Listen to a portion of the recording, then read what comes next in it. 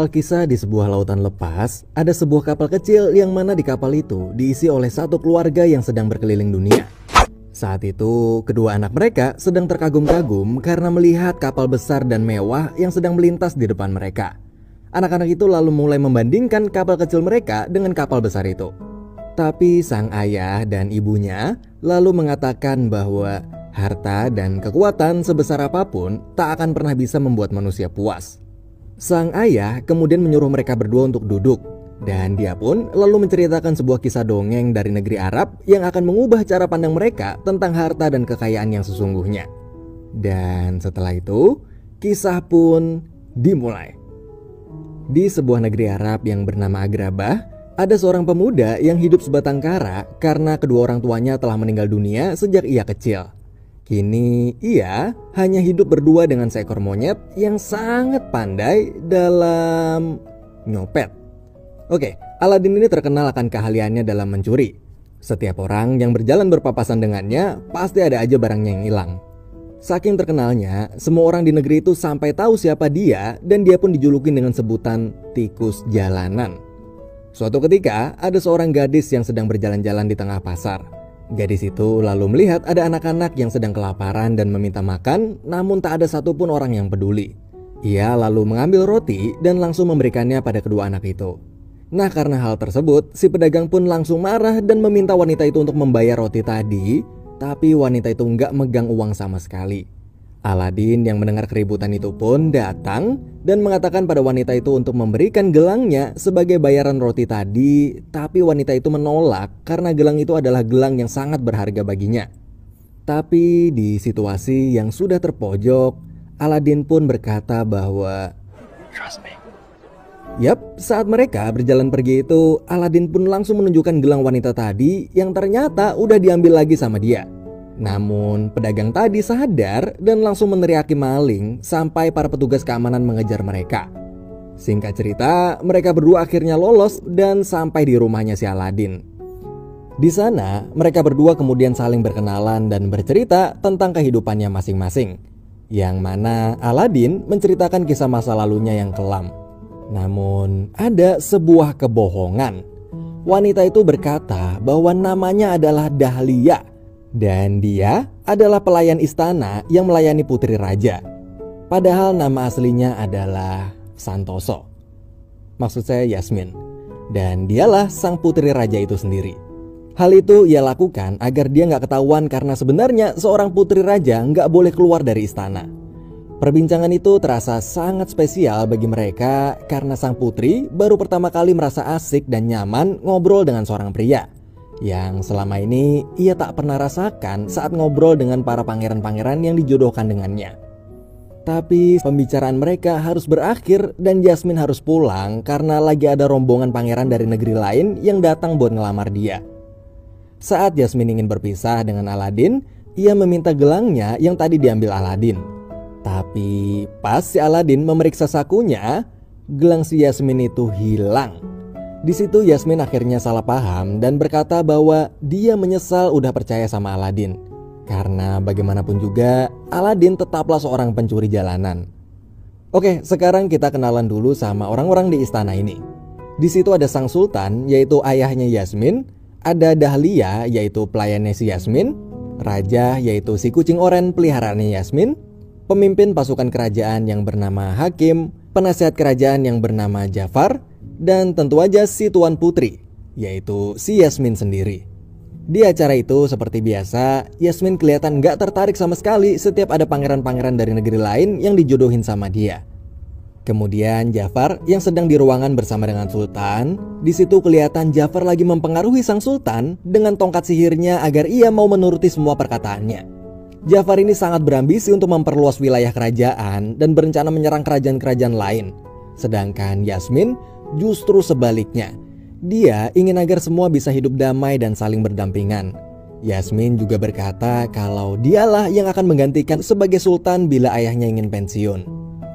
Malamnya, Yasmin dikejutkan dengan kedatangan Aladin yang berhasil menyusup ke kamarnya. Di situ Aladin hanya ingin mengembalikan gelang Yasmin. Dan dia juga menjelaskan bahwa bukan dia yang menyembunyikan gelang itu, namun si Abu atau monyetnya Aladin. Setelah perbincangan yang membuat Yasmin kagum dan tersipu malu, Aladin pun akhirnya pamit pulang. Tapi Aladin berkata bahwa besok dia akan datang lagi dan menyuruh Yasmin untuk menunggunya di air mancur di bawah sinar bulan malam yang indah. Namun saat Aladin berjalan pulang, tiba-tiba surprise motherfucker. Keesokan harinya Aladin dibawa oleh Jafar dan pasukannya ke sebuah gurun. Di sana Jafar yang kagum melihat kemampuan lihai Aladin dalam mencuri dan menyusup itu pun berusaha untuk memanfaatkan Aladin dalam memenuhi ambisi pribadinya. Jafar berkata bahwa dulu dia juga adalah seorang pencuri jalanan lihai seperti Aladin. Namun bila Aladin mau patuh sama perintahnya, Jafar menjanjikan Aladin sebuah jabatan dan kekayaan.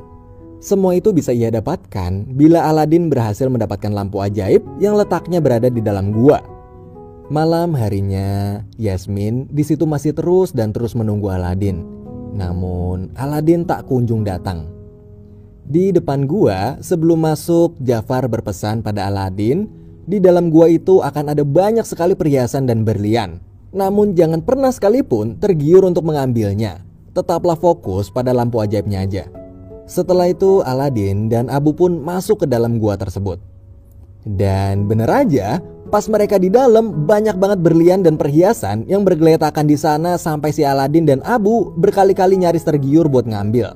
Tapi untungnya mereka berdua bisa saling ngingetin satu sama lain buat tetap fokus pada tujuan mereka. Saat sampai di tempat tujuan di mana lampu ajaib itu berada, Aladin yang hampir jatuh tiba-tiba dikejutkan dengan sebuah karpet ajaib yang bisa bergerak dengan sendirinya. Karpet itu seperti memberikan bahasa isyarat agar Aladin mau menolongnya karena karpet itu sedang terjepit batu. Aladin akhirnya mengangkat batu itu dan si karpet pun akhirnya bebas. Kemudian Aladin pun langsung segera melanjutkan perjalanannya untuk mengambil lampu ajaib yang berada di atas tebing. Namun saat ia memanjat tebing dan sampai di puncak, Abu di bawah sana ternyata terhipnotis dengan keindahan sebuah permata. Dan saat Aladin mengambil lampu ajaibnya,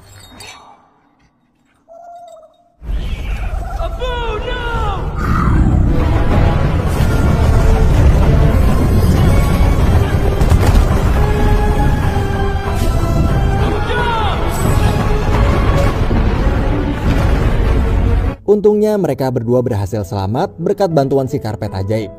Tapi begitu mereka sampai di pintu keluar dan meminta bantuan Jafar, Jafar justru mengambil lampu ajaibnya aja, kemudian menendang Aladin dan Abu hingga mereka berdua jatuh ke dasar gua. Beruntungnya sekali lagi, berkat bantuan karpet ajaib mereka berdua berhasil selamat. Ternyata sebelum jatuh tadi, Abu berhasil mengambil lagi lampu ajaib dari tasnya Jafar.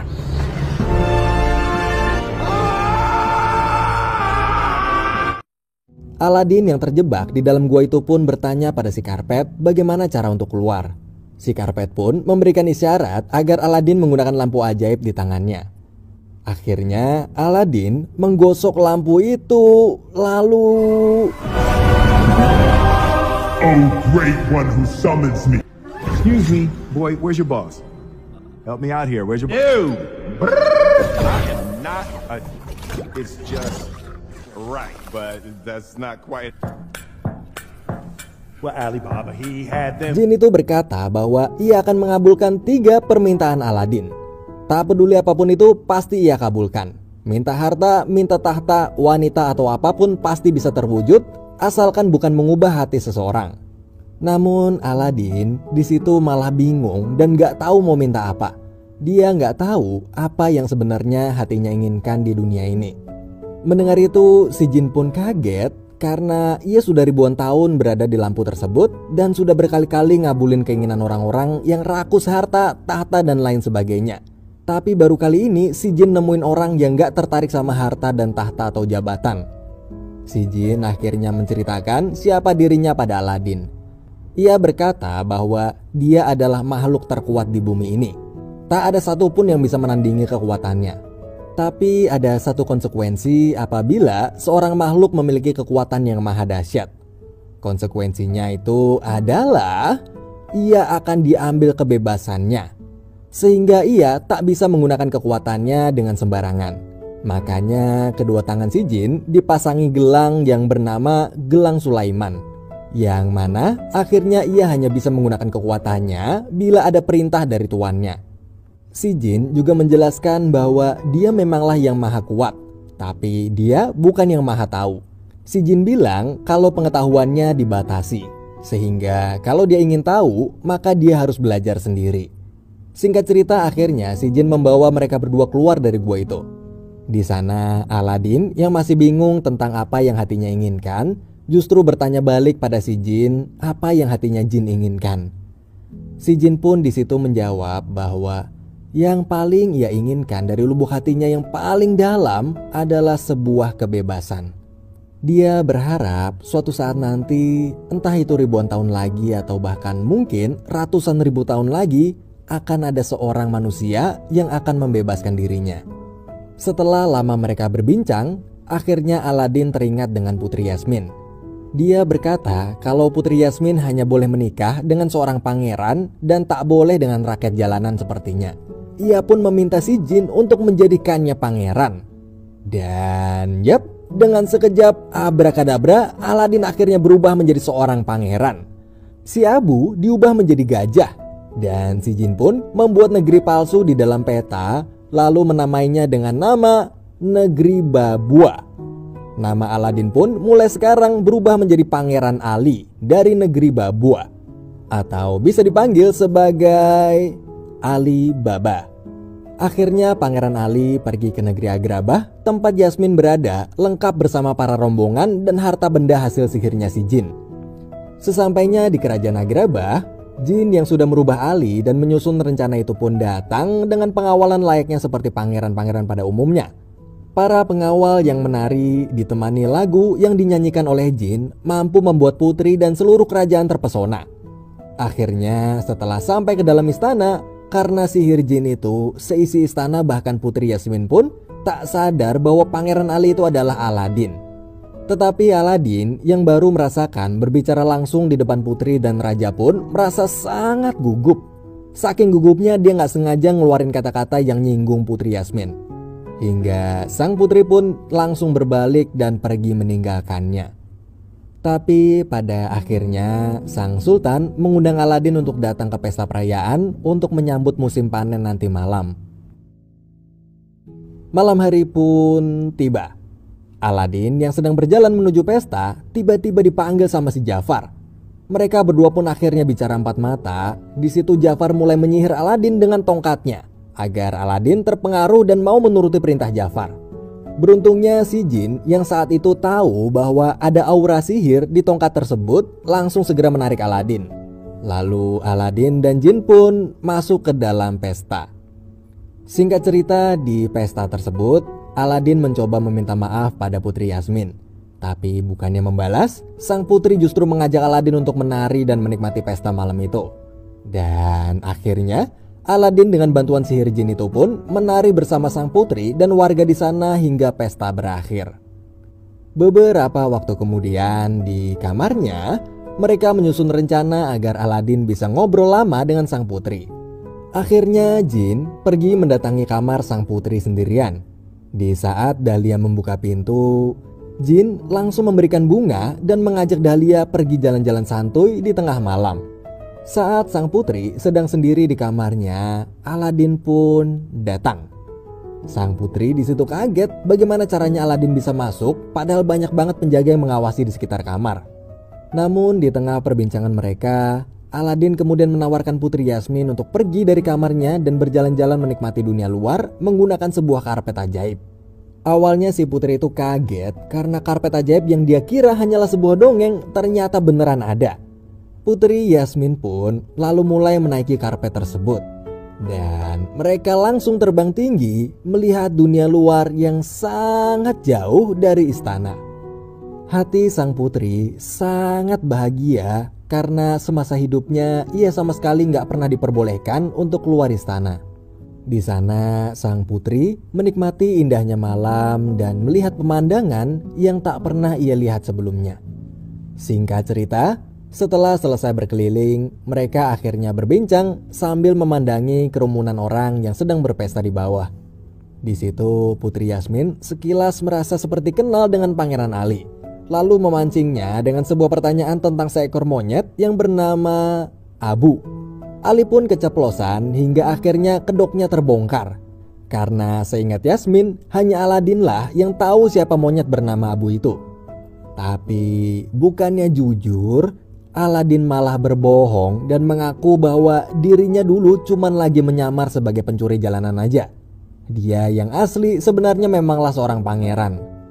Mendengar kebohongan Aladin tersebut, Putri Yasmin pun percaya. Kemudian Aladin mengantarkan Putri Yasmin pulang.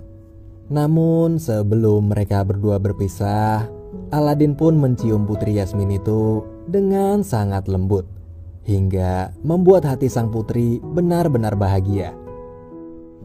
Di pagi hari saat Aladin dan Abu keluar dari kamarnya, mereka dihadang oleh penjaga yang diutus oleh Jafar. Aladin lalu diikat dan diinterogasi. Jafar yang sudah tahu siapa sebenarnya Aladin memaksanya untuk memberitahu di mana lampu ajaib tersebut. Tapi Pangeran Ali tak ingin mengaku bahwa dirinya adalah Aladin. Hingga saat itu juga Aladin ditendang dari atas istana hingga tercebur ke laut. Abu yang mengetahui Aladin dalam bahaya langsung segera mengambil lampu ajaib dan langsung menjatuhkannya ke laut. Akhirnya Aladin selamat. Akan tetapi dengan adanya kejadian tadi, kini hanya tinggal tersisa satu lagi permintaan yang bisa ia minta pada si jin. Sebelumnya Aladin udah minta jadi pangeran dan permintaan kedua yaitu diselamatin dari laut tadi. Lalu di situ jin menanyakan apakah janjinya si Aladin saat pertama kali bertemu waktu itu yang akan menggunakan permintaan terakhirnya untuk membebaskan jin akan ditepati atau enggak. Namun Aladin kini malah berubah. Dulu Aladin yang masih hidup sederhana sebelum menjadi pangeran sangatlah rendah hati. Tapi sekarang Aladin malah menolak untuk membebaskan si jin dan berkata bahwa dia akan menggunakan sisa permintaan terakhirnya untuk menikahi Yasmin.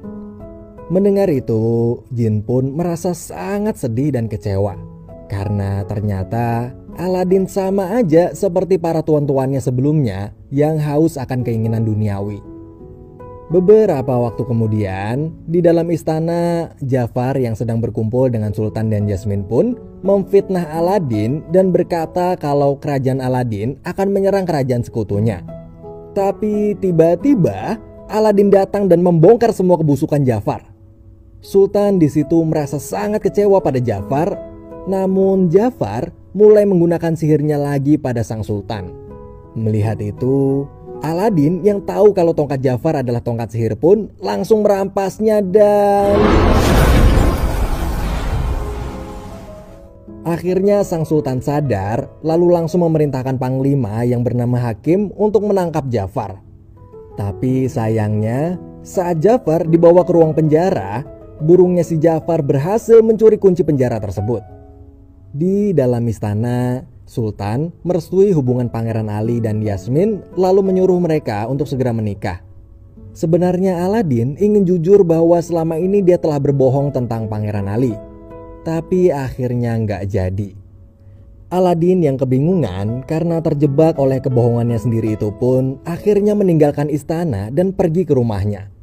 Tetapi di tengah perjalanan, Aladin bertabrakan dengan Jafar yang sedang menyamar dan dari situlah Jafar berhasil mencuri lampunya Aladin tanpa Aladin sadari. Kemudian Jafar di situ langsung menggosok lampu tersebut hingga si jin pun keluar. Jin di situ kaget karena yang memanggilnya ternyata bukanlah Aladin. Singkat cerita, Jafar telah berada di dalam istana. Dengan sangat percaya diri, ia mengatakan kalau dialah yang kini akan menjadi penguasa di kerajaan tersebut. Sultan yang mendengarnya langsung memerintahkan Hakim untuk menangkap Jafar. Tapi tiba-tiba Jafar menggosok lampu ajaibnya hingga si jin pun keluar. Lalu Jafar meminta jin untuk menjadikannya seorang raja di kerajaan tersebut. Dan abrakadabra, permintaan Jafar dikabulkan. Di sisi lain, Aladin yang baru sadar kalau lampunya dicuri, ia pun langsung segera pergi menuju istana. Di istana, Jafar sebagai raja baru memerintahkan Hakim untuk membawa Putri Yasmin keluar. Namun di tengah perjalanan, Putri Yasmin berhenti dan memanggil Hakim. Karena status Yasmin yang masih menjadi seorang putri, sang putri lalu memerintahkan dan menjelaskan kalau hakim berhak memilih dan menentukan keadilan di kerajaan. Yasmin berkata, walaupun kini Jafar adalah rajanya, tapi hakim tetap memiliki hati yang bisa tahu mana perintah baik dan mana perintah buruk. Hingga akhirnya hakim pun memilih untuk mengikuti kata hatinya dan menuruti perintah sang putri. Sang putri kemudian memerintahkan hakim untuk segera menangkap Jafar. Namun seketika itu Jafar kembali menggosok lampu ajaibnya dan kali ini Jafar meminta agar ia dijadikan penyihir terhebat di muka bumi. Dengan kekuatan sihirnya, Jafar lalu mengubah hakim dan para prajurit menjadi abu. Tak sampai di situ, Jafar juga memaksa putri Yasmin untuk mau menikahinya. Kalau enggak, maka ayahnya akan disiksa dengan sihirnya si Jafar. Sang putri yang tak tega melihat ayahnya disiksa pun mengiyakan tawaran Jafar itu. Sementara Aladin yang sudah sampai di istana, diam-diam ingin mengambil lampu yang berada di bangku belakang Jafar. Akan tetapi Jafar yang tahu dalam sekejap langsung memindahkan Aladin itu ke hadapannya. Ia kemudian mengirim Aladin dan Abu ke ujung bumi, yaitu Kutub Utara. Di sana Aladin terpisah dengan Abu. Ia lalu mencari Abu kemana-mana sampai akhirnya mereka berdua pun kembali bertemu. Sedangkan si karpet ajaib yang saat itu masih di istana meminta jin untuk mengirimnya ke tempat di mana Aladin berada. Beberapa waktu kemudian saat pernikahan Putri Yasmin dan Jafar, ketika ingin ijab kabul, Putri Yasmin melihat Aladin yang sedang menaiki karpetnya dari kejauhan. Ia lalu memberanikan diri untuk mengambil lampu si Jafar dan langsung loncat dari atas istana. Dengan cepat Aladin menangkap Putri Yasmin hingga mereka pun berhasil kabur. Jafar yang kesal kemudian mengubah burungnya menjadi burung besar yang menyeramkan untuk mengajar mereka.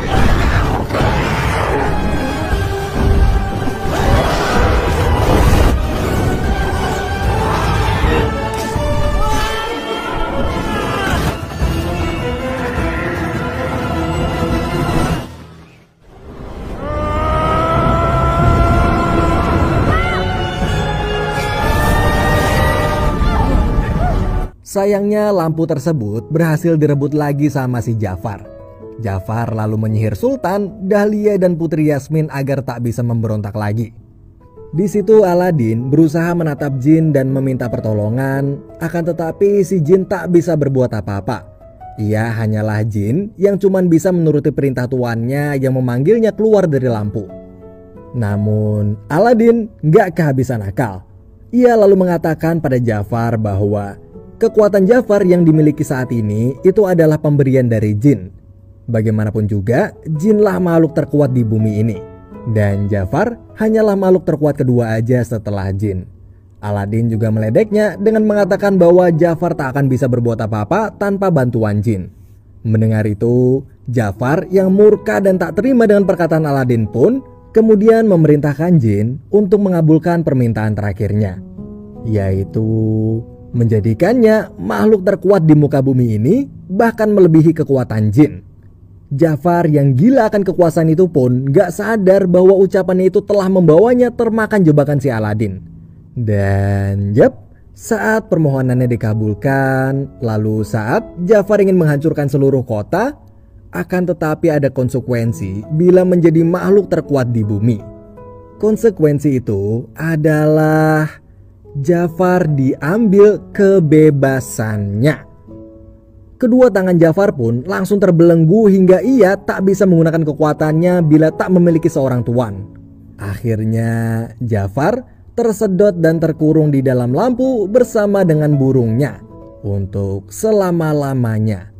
Hingga suatu saat nanti akan ada seseorang yang menggosok lampu itu dan menjadi tuannya si Jafar. Setelah semua berakhir, si jin lalu menawarkan permintaan terakhir Aladin yang masih tersisa satu itu untuk mewujudkan keinginannya menikahi sang putri.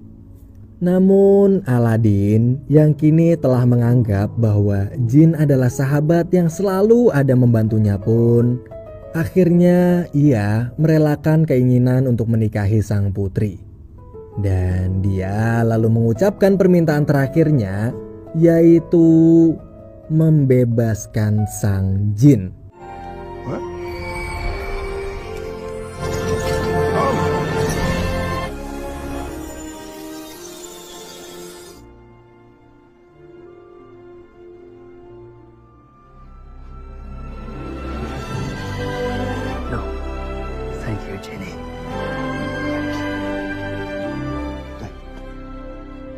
Kini Jin telah sepenuhnya bebas. Betapa bahagianya dia karena setelah ratusan tahun lamanya ia selalu berada di dalam lampu yang sempit dan dicabut hak kebebasannya. Sekarang ia benar-benar bisa menghirup udara dengan bebas. Bahkan untuk sekedar duduk dan pergi pun kini Jin tak perlu lagi meminta izin dari tuannya. Jin kemudian menghampiri Dahlia dan lalu mengajaknya untuk berkeliling dunia menggunakan sebuah kapal. Dia dan Dahlia juga berkeinginan untuk menikah di sana dan mempunyai 2 orang anak. Lalu pada kedua anaknya nanti, Jin dan Dahlia akan selalu menceritakan kisah sang Aladin itu. Di sisi lain, sang putri saat itu langsung pergi mengejar Aladin yang telah meninggalkan istana. Di situ, sebagai seorang sultan yang baru, Putri Yasmin pun memerintahkan Aladin untuk berhenti. Dan dengan kekuasaannya, Putri lalu memerintahkan Aladin untuk mau menikahinya dan hidup bahagia bersama dengannya selamanya. Kok agak maksa nih orang? Oke, film pun berakhir.